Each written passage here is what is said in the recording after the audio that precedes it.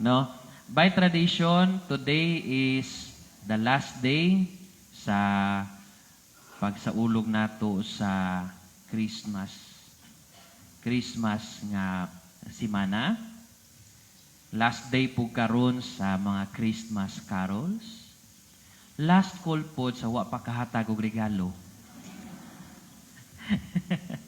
Mao po ni siya ang season, mao po ni adlaw. Traditionally, mo gini ang tig-exchange of gifts. Exchange of gifts. Tungod kay sa ato ang nadungog karon sa atong ebanghelyo na itulo ka hari mago nga naghalad og mga gasa ngadto kang Jesus. Mo nga karon pud ang last day sa atong Christmas decorations. Oh, tanggalon na po ni siya. Kay sunod man gud next Sunday, the following Sunday, baptism naman ni Jesus. But anyway, so much with the accidents, tawag naman sa philosophy. Accidents, kanabit ang mga sumpay, mga etche-bureche, pero with symbols. Etche-bureche nga mga buluhaton, o gato ang mga palamuti. We have to go back to what is the center of what we believe. And that is about Jesus Christ. Sa atong ebanghelyo, kaning Epipanya, nagisgot kini may tungod sa pagpadayag ni Jesus sa iyahang kaugalingon ngadto sa tibuok kalibutan. Kani nga ang tulo ka hari mago, they represent the different countries, different personalities and backgrounds nga nisimba kang Jesus. Kani siya nga buhat sa Epipanya, dako kay ni nga simbolo sa pag-abot ni Jesus that He is not only the Savior of Israel, but the Savior of humankind. Kay nagpakita man siya sa iyang kaugalingon, dili lamang sa mga taga-Israel, kundi sa tanang kalibutan. Ug ang ato ang representative, kaning tulo ka hari mago. Ang pangalan nila, kung sakto ko, si Baltasar, Melchor, o si Gaspar. Mana sila, mga astronomer. Actually, mga Arabo ni silang tulo.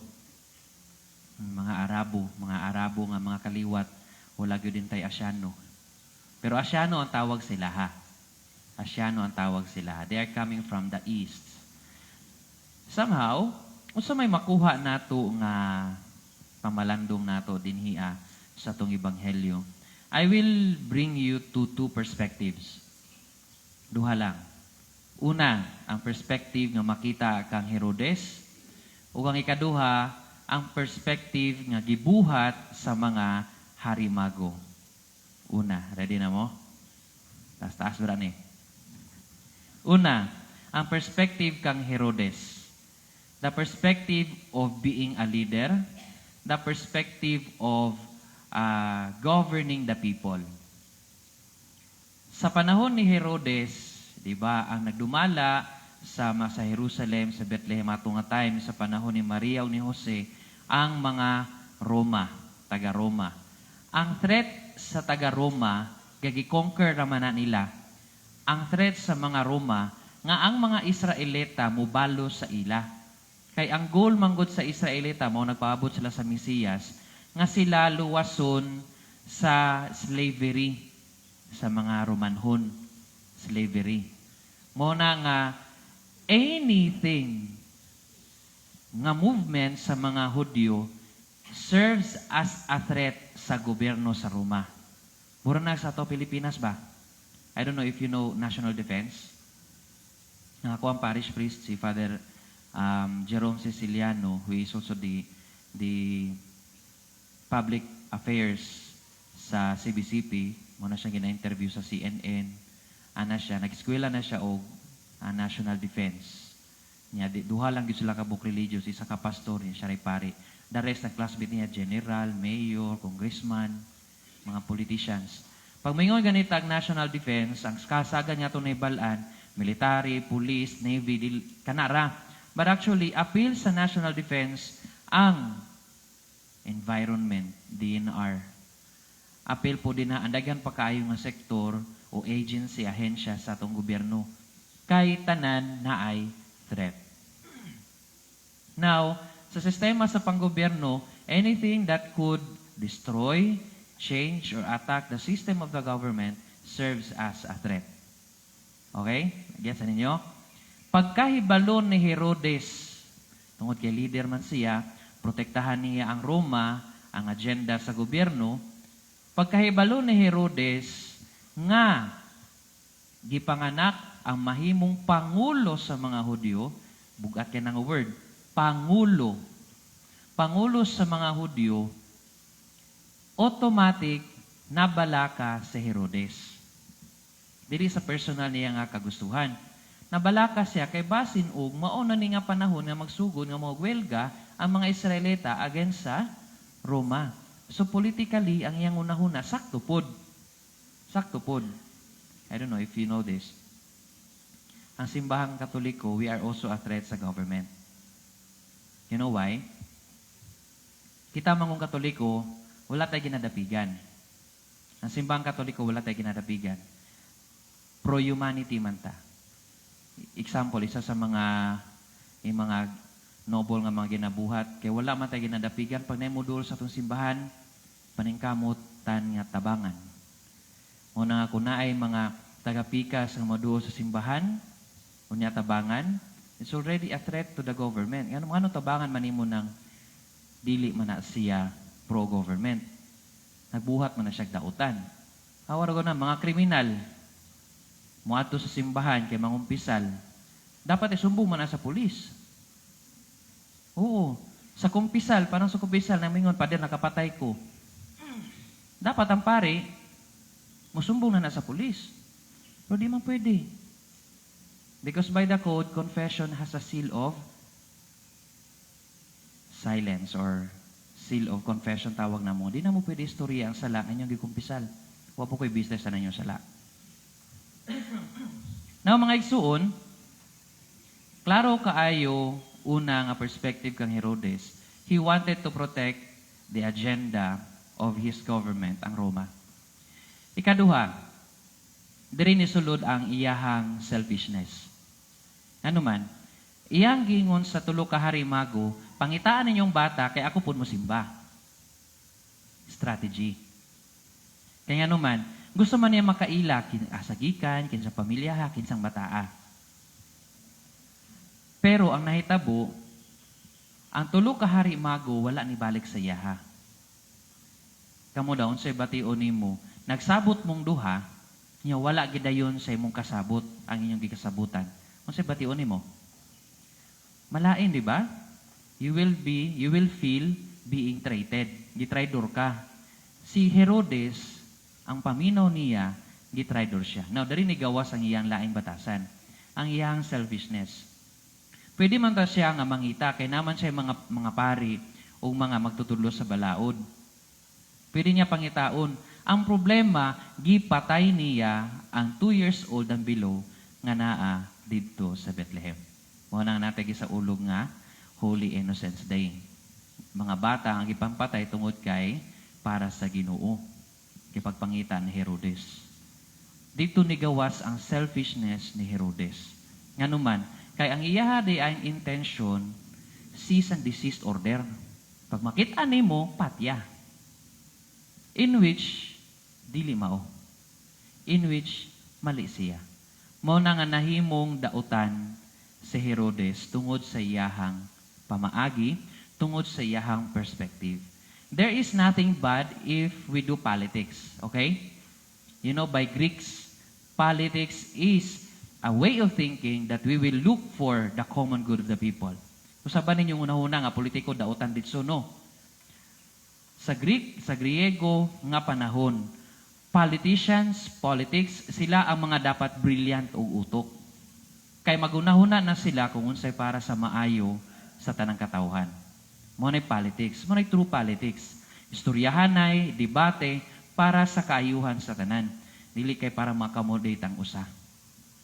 Now, si Herodes, wala nagpakatakos, wala na himong tinuod sa iyang giingon nga musimba pugko sa iya. Unsa man nga level nga gibuhat ni Herodes. Naa siya'y inquisition, pero walay pagtuo. Gets ba? Gusto siyang makabalo, for the sake nga makabalo, pero di siya mutuo. Now, adto ta sa ikaduha nga perspective. Sa tulo ka hari mago. baliktad pud sila. Naa sila'y pagtuo, mo nang gusto silang makabalo. Gets ba ko? Mo ni giingon ni San Anselmo, faith seeking understanding. Naa kay pagtuo, pero dili nimo mabuka, dili nimo ma-explain ang imong pagtuo. That is why you want to know about your faith.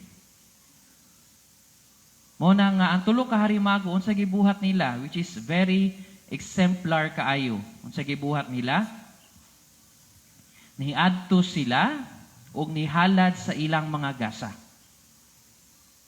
O sabon ako ha, bisan og layo sila, niadto sila sa Bethlehem, musimba, unya gusto makakita, unya nihalad silang mga gasa. That is faith seeking understanding. Ang kang Herodes, he want to understand, not to seek for faith. Inquisitive lang siya, kay strategy man, political strategy, to protect his own government. Now, unsa may makuha nato karon aning ebanghelyo nga mabitbit nato? Naraan challenge. Kaning imuhang pagsimba, kaning imong pagsaulog sa tanan nga mga season sa atuang simbahan. Unsa man ang imong intensyon? Inquisition lang or faith-seeking understanding? Challenging. Tungod ba na kay ikaw gusto makabalo o tungod kay gusto ka motubo sa pagtuo? Naiuban sa tua dinhi, gusto mo simba kay para makadungog sa pulong sa Ginoo. Gusto mo simba tungod kay daghan silang mahibaluan. Pero ang pangutana, nitubo ba kasi mong pagtuo? Napoy uban diri nga musimba sila tungod kay naa sila'y pagtuo. Pero matulog ra gihapon pag-abot sa misa. Hala, nagduka dira. Ito, kidding aside, naay mga tao nga musimba lang sila just for the sake of doing the obligation. Pero ang pangutana, nitubo ba ka sa pagtuo? Muna nga challenge ka ayo. Father, unsaon man namo pag-respond ani? Kung naka-attend mo sa FSP, presentation na ako, ginaingon ako ni Permente. There is only one thing nga ginapangayo sa Ginoo sa tua, nga gasa. Walay lain, kundili ang atong presensya. There will be no knowledge if your presence is absent. Bisan pa og mag-search ka sa Google, kung ang imuhang utok layo, bisag unsaon imong basa, di na mosulod sa imo. Bisan pa og gusto nimo, sige kag tanaw video, oo. Pero kung wala ang imong presensya, lutaw ang imuhang kaugalingon, wa gyud na mo sulod dinha. Mao mga igsuon, the first thing that we can give as a gift to God is our presence. Unya dali ra kay na i-evaluate ang presensya. Kano man, kay kung asa ang presensya manggod na ang panahon, talento ug bahandi. Magkauban yun na sila. Dili pwede nga kining tulo wala pero na imong presensya. No. Kung na ang presensya, sumpay yun ding tulo.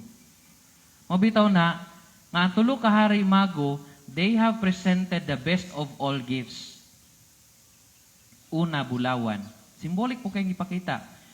Kaya kung na nga to ang presensya, we can give the graces that we receive, tanawo nato ang mga nadawat nato nga mga bahandi nga gasa gikan sa Ginoo. Ikaduha, insenso. Kung gihatag nato ang ato ang presensya, we cannot but have to give adoration, veneration, praises to our God. Makaampo kag tarong. Sa pagampo manggod, tan-awon man imong kaugalingon. Sa pagampo manggod, tan-awon manggod nimo ang gibuhat sa Ginoo. Therefore, ma-enhance ang imuhang presensya kung kita nagaampo sa iya. Ikatulo, that our presence sa paghalad nato sa Ginoo, it prepares us for death. Mira. Ang mira manggod, ginagamit na siya pang-preserve, pahumot sa tao nga namatay na. In short, gihalaran na si Jesus, bata pa lang siya, ug mira, nagkahulugan ato, nga kining iyahang kinabuhi, gamay ra. That he is destined for death. But this kind of death is not a death without meaning, but a death that will change everything. Mao nga mga igsuon, challenge kay sa tua. Giunsa nimo paghatag ang imong presensya sa Ginoo? Kana bang pagtuon nimo, ipangitaan ba nimo na og rason? Nga bitaw na nga, I am looking forward bitaw that this year would be a fruitful year. It is because kamong tanan gusto na ko kahibalupod may tungod sa tong pagtuo. Muna nga sa GKK ninyo na namoy mga lectures starting this month. Nga naman, kaya di ko gusto nga kutob lang ta sa pagsimba. Just isa ra na. Kinahanglan mo tubo ta sa tong pagtuo. Kaya nga to ang pagtuo, dili man guni abi-abi na mo guni rason tanan. O mga igsuon, ako ang hangyo sa inyo. Ug ako ang hagit sa inyo gikan sa tong ebanghelyo. Do you want to be the best of all the best? Give your presence. Offer your presence. Asa ihatag sa ato ang Ginoo. I am always being reminded by this. Ang kaluwasan para sa tanan. Gihatag man sa Ginoo ang kaluwasan para natong tanan. Pero ang lasa sa kaluwasan nagdepende sa giunsa nato pagtubag ang tawag sa Ginoo. Unta, nining santos nga misa, ang atong presensya mahalad nato ngadto kaniya. Kaya nga to ang Dios, karong adlaw, gipadayag ang iyang kaugalingon para sa tanan. Hinaot pa unta. Amen. Palihog malindog.